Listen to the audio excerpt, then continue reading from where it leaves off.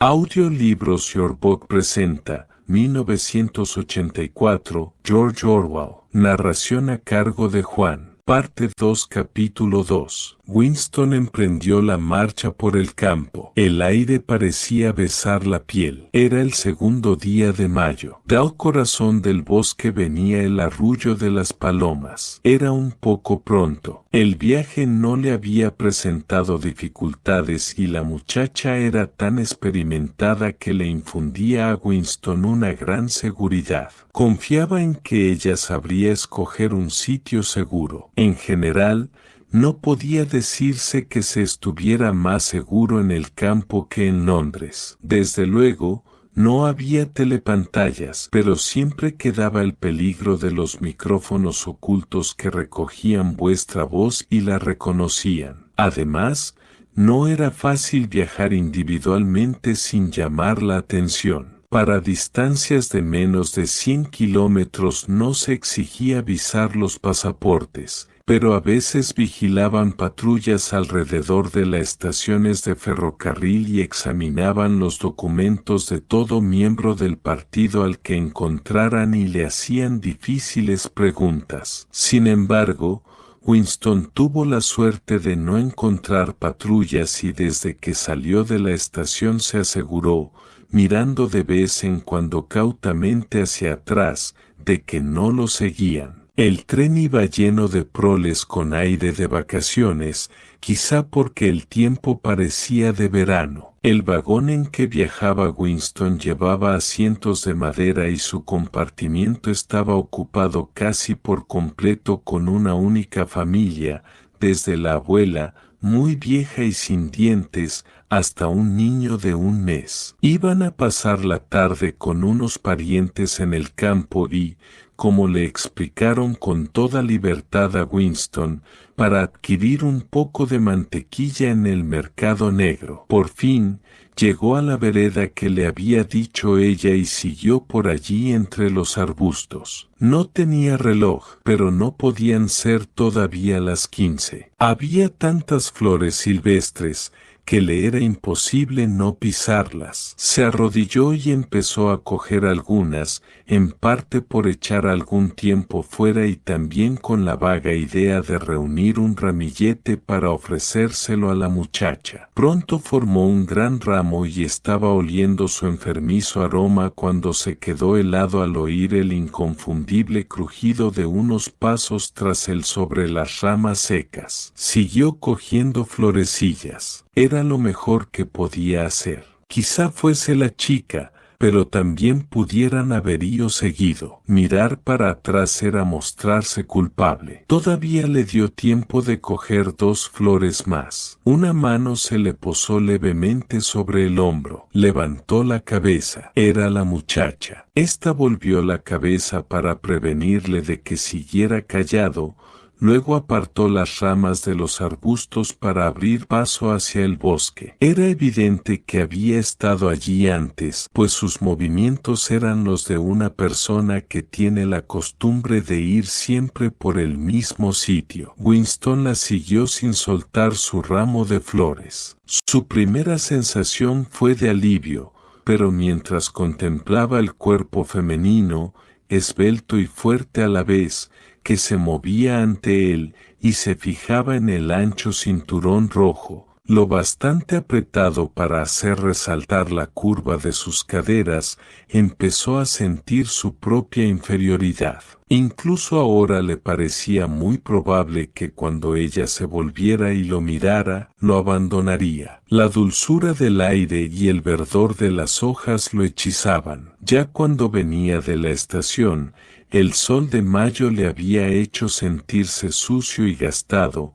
una criatura de puertas adentro que llevaba pegado a la piel el polvo de Londres. Se le ocurrió pensar que hasta ahora no lo había visto ella de cara a plena luz. Llegaron al árbol derribado del que la joven había hablado. Esta saltó por encima del tronco y, separando las grandes matas que lo rodeaban, pasó a un pequeño claro. Winston, al seguirla, vio que el pequeño espacio estaba rodeado todo por arbustos y oculto por ellos. La muchacha se detuvo y, volviéndose hacia él, le dijo: «Ya hemos llegado». Winston se hallaba a varios pasos de ella. Aún no se atrevía a acercársela más. «No quise hablar en la vereda», prosiguió ella, «por si acaso había algún micrófono escondido. No creo que lo haya, pero no es imposible. Siempre cabe la posibilidad de que uno de esos cerdos te reconozca en la voz. Aquí estamos bien». Todavía le faltaba valor a Winston para acercarse a ella. Por eso, se limitó a repetir tontamente: «Estamos bien aquí». «Sí». Mira, los árboles eran unos arbolillos de ramas finísimas. No hay nada lo bastante grande para ocultar un micro. Además, ya he estado aquí antes. Solo hablaban. Él se había decidido ya a acercarse más a ella. Sonriente, con cierta ironía en la expresión, la joven estaba muy derecha ante él, como preguntándose por qué tardaba tanto en empezar. El ramo de flores silvestres se había caído al suelo. Winston le cogió la mano. «¿Quieres creer», dijo, «que hasta este momento no sabía de qué color tienes los ojos? Eran castaños, bastante claros, con pestañas negras. Ahora que me has visto a plena luz y cara a cara, ¿puedes soportar mi presencia?» «Sí, bastante bien. Tengo 39 años. Estoy casado y no me puedo librar de mi mujer. Tengo varices y 5 dientes postizos. Todo eso no me importa en absoluto», dijo la muchacha. Un instante después, sin saber cómo, se la encontró Winston en sus brazos. Al principio, su única sensación era de incredulidad. El juvenil cuerpo se apretaba contra el suyo y la masa de cabello negro le daba en la cara y, aunque le pareciera increíble, le acercaba a su boca y él la besaba. Sí, estaba besando aquella boca grande y roja. Ella le echó los brazos al cuello y empezó a llamarle: «Querido, amor mío, precioso». Winston la tendió en el suelo. Ella no se resistió. Podía hacer con ella lo que quisiera, pero la verdad era que no sentía ningún impulso físico, ninguna sensación aparte de la del abrazo. Le dominaban la incredulidad y el orgullo. Se alegraba de que esto ocurriera, pero no tenía deseo físico alguno. Era demasiado pronto. La juventud y la belleza de aquel cuerpo le habían asustado. Estaba demasiado acostumbrado a vivir sin mujeres. Quizá fuera por alguna de estas razones o quizá por alguna otra desconocida. La joven se levantó y se sacudió del cabello una florecilla que se le había quedado prendida en él. Sentóse junto a él y le rodeó la cintura con su brazo. «No te preocupes, querido, no hay prisa. Tenemos toda la tarde. ¿Verdad que es un escondite magnífico? Me perdí una vez en una excursión colectiva y descubrí este lugar. Si viniera alguien, lo oiríamos a 100 metros. ¿Cómo te llamas?», dijo Winston. «Julia». «Tu nombre ya lo conozco». Winston Smith».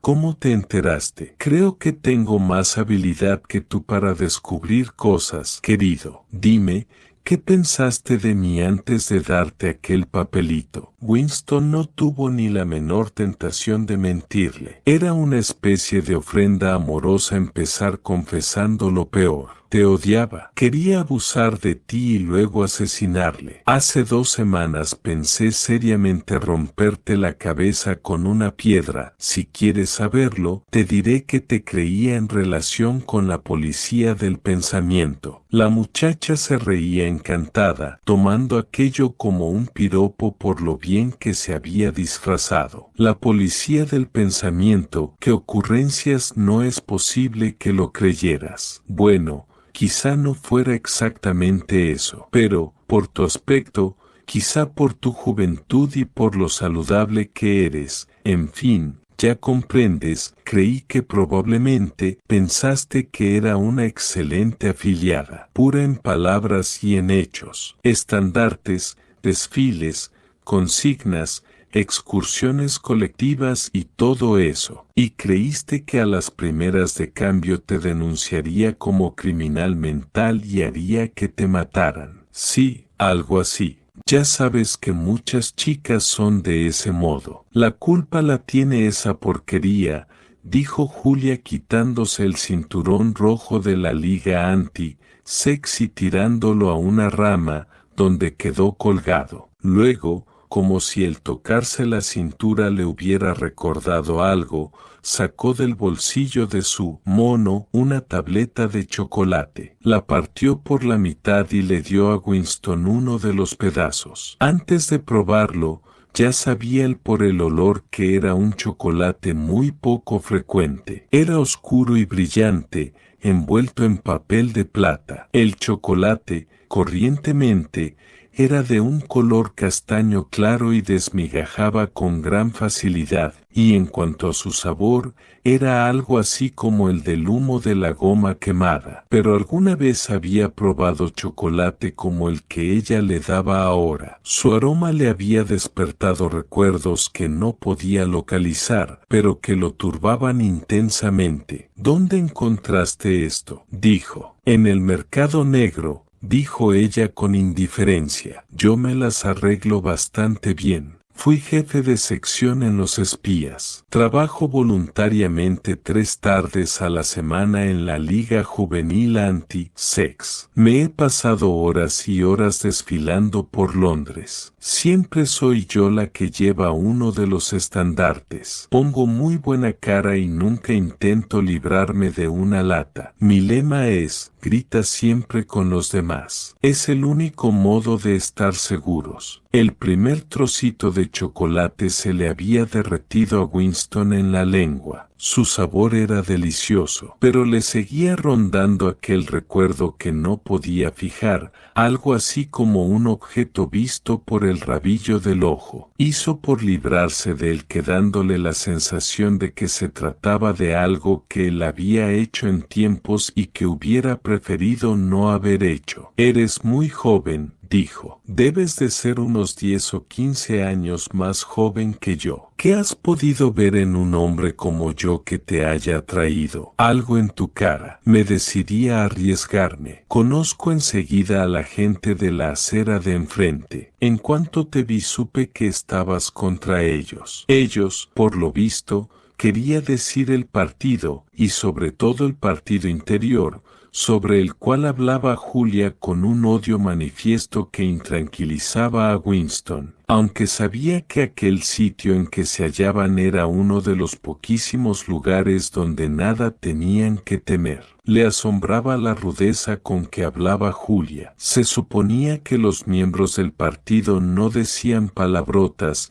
y el propio Winston apenas las decía como no fuera entre dientes. Sin embargo, Julia no podía nombrar al partido, especialmente al partido interior, sin usar palabras de esas que solían aparecer escritas con tiza en los callejones solitarios. A él no le disgustaba eso, puesto que era un síntoma de la rebelión de la joven contra el partido y sus métodos, y semejante actitud resultaba natural y saludable, como el estornudo de un caballo que huele mal a avena. Habían salido del claro y paseaban por entre los arbustos. Iban cogidos de la cintura siempre que tenían sitio suficiente para pasar los dos juntos. Notó que la cintura de Julia resultaba mucho más suave ahora que se había quitado el cinturón. Seguían hablando en voz muy baja. Fuera del claro, dijo Julia, era mejor ir con prudencia. Llegaron hasta la linde del bosquecillo. Ella lo detuvo. No salgas a campo abierto. Podría haber alguien que nos viera. Estaremos mejor detrás de las ramas. Y permanecieron a la sombra de los arbustos. La luz del sol, filtrándose por las innumerables hojas, le seguía caldeando el rostro. Winston observó el campo que los rodeaba y experimentó, poco a poco, la curiosa sensación de reconocer aquel lugar. Era tierra de pastos, con un sendero que la cruzaba y alguna pequeña elevación de cuando en cuando. En la valla, medio rota, que se veía al otro lado.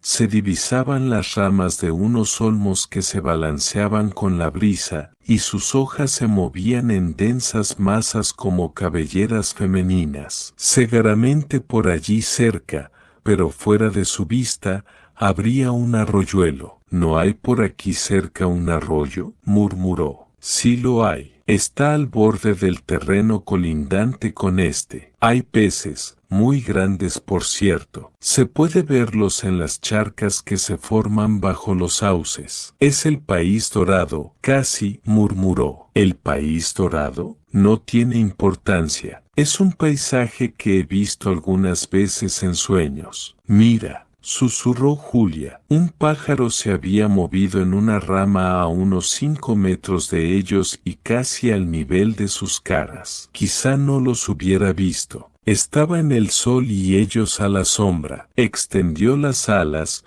volvió a colocárselas cuidadosamente en su sitio, inclinó la cabecita un momento, como si saludara respetuosamente al sol y empezó a cantar torrencialmente. En el silencio de la tarde, sobrecogía el volumen de aquel sonido. Winston y Julia se abrazaron fascinados. La música del ave continuó, minuto tras minuto, con asombrosas variaciones y sin repetirse nunca, casi como si estuviera demostrando a propósito su virtuosismo. A veces se detenía unos segundos, extendía y recogía sus alas, luego hinchaba su pecho moteado y empezaba de nuevo su concierto. Winston lo contemplaba con un vago respeto. ¿Para quién, para qué cantaba aquel pájaro? No tenía pareja ni rival que lo contemplaran. ¿Qué le impulsaba a estarse allí, al borde del bosque solitario,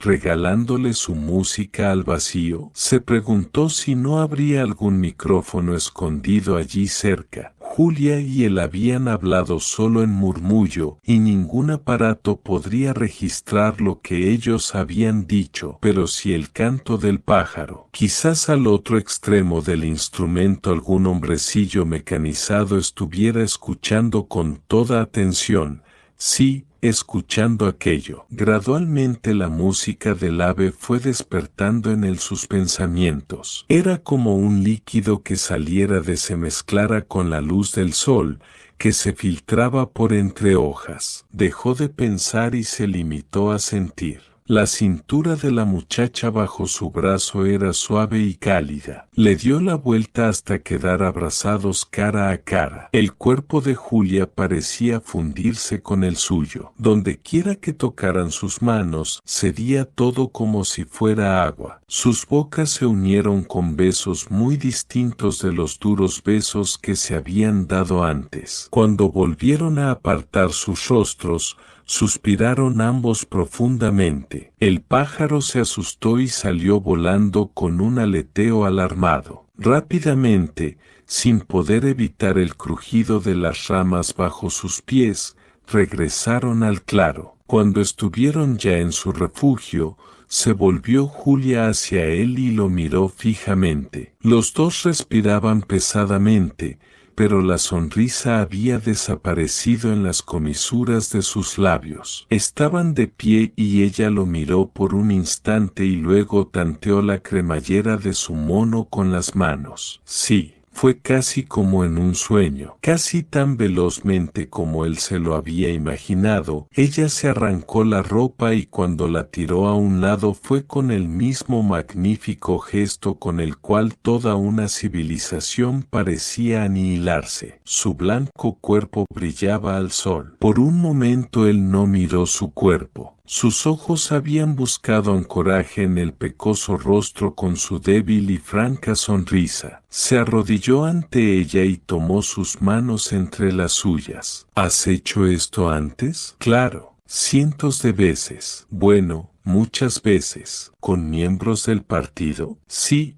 siempre con miembros del partido. ¿Con miembros del partido del interior? No. Con esos cerdos no, pero muchos lo harían si pudieran. No son tan sagrados como pretenden. Su corazón dio un salto. Lo había hecho muchas veces. Todo lo que oliera a corrupción le llenaba de una esperanza salvaje. Quién sabe, tal vez el partido estaba podrido bajo la superficie. Su culto de fuerza y autocontrol no era más que una trampa tapando la iniquidad.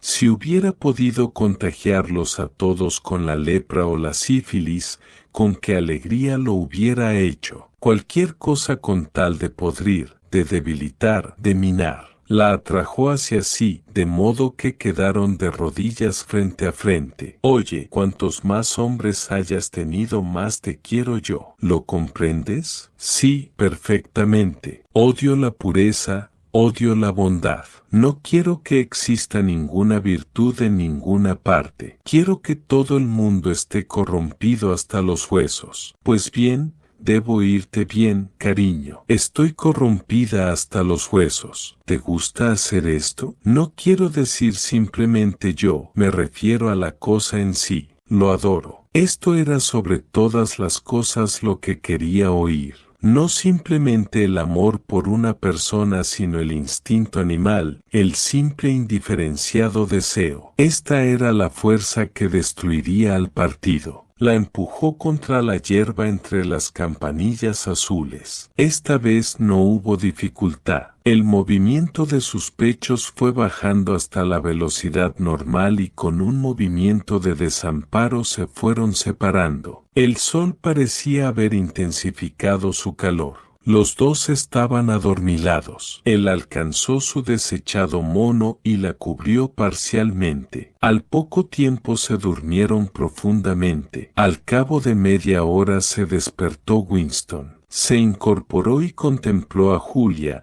que seguía durmiendo tranquilamente con su cara pecosa en la palma de la mano. Aparte de la boca, sus facciones no eran hermosas. Si se miraba con atención, se descubrían unas pequeñas arrugas en torno a los ojos. El cabello negro y corto era extraordinariamente abundante y suave. Pensó entonces que todavía ignoraba el apellido y el domicilio de ella. Este cuerpo joven y vigoroso, desamparado ahora en el sueño, despertó en él un compasivo y protector sentimiento. Pero la ternura que había sentido mientras escuchaba el canto del pájaro había desaparecido ya. Le apartó el mono a un lado y estudió su cadera. En los viejos tiempos, pensó, un hombre miraba el cuerpo de una muchacha y veía que era deseable y aquí se acababa la historia. Pero ahora no se podía sentir amor puro o deseo puro. Ninguna emoción era pura porque todo estaba mezclado con el miedo y el odio. Su abrazo había sido una batalla, el clímax una victoria. Era un golpe contra el partido. Era un acto político.